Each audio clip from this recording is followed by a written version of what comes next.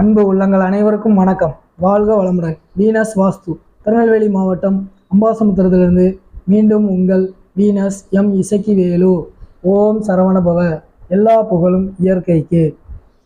Venus வாஸ்து கிட்டத்தட்ட ஒரு மாத காலத்துக்கு நான் வீடியோ எந்த பதிவும் போடலை. நிறைய பயணங்கள், நிறைய வாஸ்து சம்பந்தமான ஒரு சில பயணங்களோடு சேர்ந்த என்னுடைய அனுபவத்தையும் நான் வரும் நாட்களில் நான் ஷேர் பண்ணுறேன். அந்த வகையில் இன்று நான் பார்க்கக்கூடிய ஒரு அற்புதமான விஷயம்தான். நிறைய பேர் ஃபோனில் கேட்ட கேள்வியும் சரி, நான் பார்த்த இடங்களும் சரி, ஒரு வேதனைக்குரிய ஒரு விஷயமாக நான் இதை பார்க்குறேன். நிறைய வீடுகள் புதிதாக கட்டப்படக்கூடிய வீடுகள் திடீர்னு பார்த்தீங்கன்னா ஒரு பாதியிலே வேலை நின்று போயிடும். அவங்களால கண்டினியூட்டியாக தொடர்ச்சியாக அந்த வீடை கட்டி முடிக்க முடியாமல் போகுவதற்கு என்ன காரணம் அப்படிங்கிறத மிக தெளிவாக நம்ம இன்னைக்கு பார்ப்போம். இப்போ நான் ரீசெண்டாக என்னுடைய நண்பரும் சரி, ஒரு ஃபோனில் வந்த என்கொயரிஸு, ஒரு நண்பர் கேட்ட கேள்வி என்னென்னா, நான் வீடு ரூஃப் வரைக்கும் வந்துட்டேன் சார், அந்த ரூஃபிங்க்கு அப்புறம் என்னால் கிட்டத்தட்ட 3 வருஷமாக அந்த வீடை கம்ப்ளீட் பண்ண முடியாமல் அந்த மனிதர் ஒரு திணறக்கூடிய ஒரு போராட்டத்திற்கு பிறகு என்னை சந்திக்கும் போது அந்த ஒரு கேள்வியை கேட்டார். எல்லாருக்குமே உள்ள ஒரு இயல்பான ஒரு கேள்வி தான். நிறைய இடங்கள்ல பார்த்தீங்கன்னா வீடை கட்டிட்டு அவங்களால கட்ட முடியலையே அப்படின்னு சொல்லி ஒரு வருத்தத்திற்குரிய ஒரு சூழ்நிலையாக சொல்கிறாங்க. அதனால் அதுக்கான தீர்வு என்ன அப்படிங்கிறத நான் இன்றைக்கி உங்களுக்கு சொல்கிறேன். ஒரு வீடு கட்ட போகிறீங்க. ஃபர்ஸ்ட் ஆஃப் ஆல் எப்போதுமே நான் சொல்லக்கூடிய ஒரு விஷயம் என்னென்னா, வீடு கட்ட ஆரம்பிக்கும் போது முதல்ல அந்த காம்பவுண்ட் எல்லையை மார்க் பண்ணிடுங்க அப்படின்னு சொல்லி எல்கை கல்லை நீங்கள் 4 பவுண்ட்ரி கல் ஊனி நீங்கள் அந்த மார்க்கிங் கரெக்டாக பண்ணிடுங்க. நீங்கள் காம்பவுண்டு வால் நான் உங்களை கட்ட சொல்லலை. நீங்கள் எல்கையை கரெக்ட் பண்ணாலே உங்களுக்கு ஃபஸ்ட்டு ஸ்டெப் நீங்கள் கிளியர் பண்ணிடலாம். ஒன்று. ரெண்டாவதாக பார்த்தீங்கன்னா, இந்த செப்டி டேங்கு வீட்டை சுற்றி வெளிப்புறத்தில் பள்ளங்கள் நோன்றதை தயவு செய்து தவிர்த்துடும். இதை நீங்கள் முக்கியமாக கவனிக்கணும்.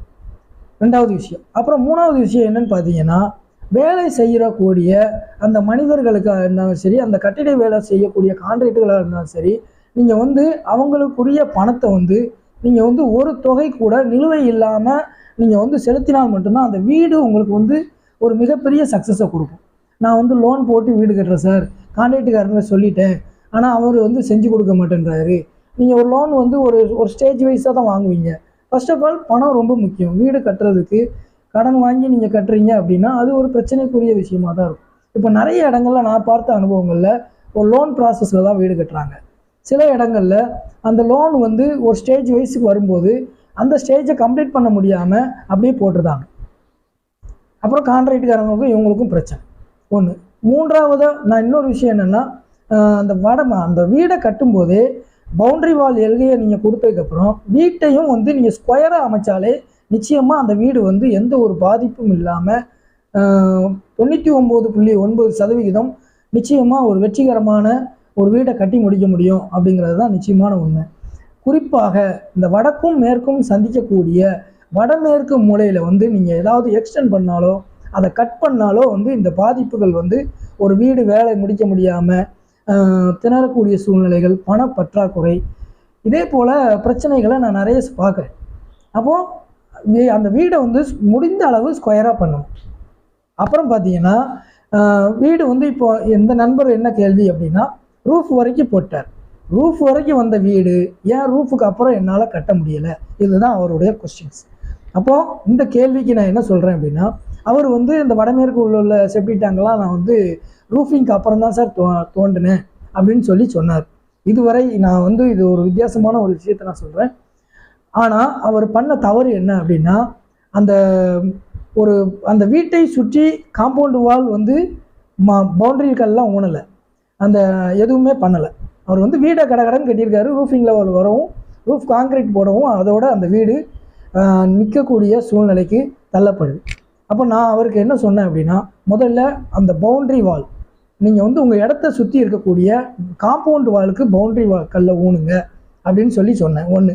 ரெண்டாவதாக பார்த்தீங்கன்னா, உங்கள் வேலை செய்யக்கூடிய அந்த கான்ட்ராக்டரை கூப்பிட்டு நீங்கள் அவருக்கு ஏதாவது ஒரு சின்ன விஷயம், ஏதோ ஒரு மனப்பிரச்சனையோ அதாவது நீங்கள் ஏதாவது பணம் கொடுக்கல் வாங்கல, ஏதாவது ஒரு சின்ன குறைபாடு இருந்தால் அதை உடனே சரி பண்ணுங்கள். 2.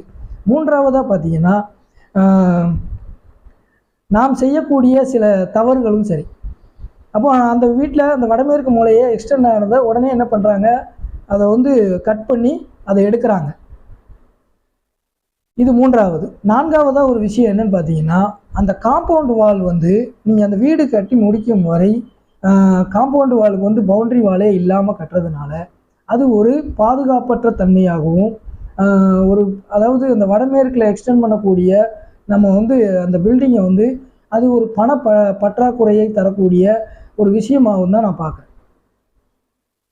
சில பேர் வெளிநாட்டிலேயே வேலை செஞ்சாலும் கூட நிறைய பணங்கள் வச்சிருந்தும் கூட சில இடங்களில் வீடு கட்ட முடியாமல் ஏதாவது ஒரு பிரச்சனையினால திடீர்னு பார்த்தீங்கன்னா ஒரு இடத்துக்கு பக்கத்து இடத்துக்கும் உங்கள் இடத்துக்கும் பிரச்சனை வந்துடும்.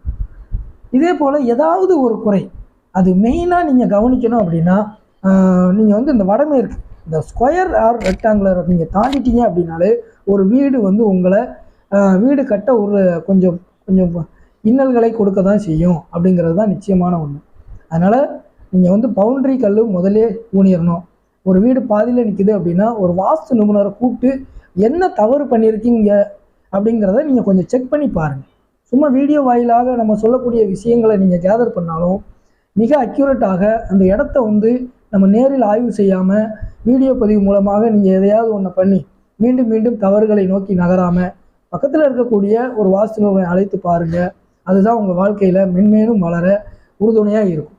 இன்று இந்த அரிய தகவலை உங்களுக்கு வழங்க எனக்கு வாய்ப்பளித்த எல்லாம் வல்ல இயற்கைக்கும் நன்றியை தெரிவித்துக் கொள்கிறேன். மீண்டும் ஒரு நல்ல இயற்கை வாஸ்து தகவலோடு உங்களை சந்திக்கிறேன். வாழ்க வளமுடன். நன்றி, வணக்கம்.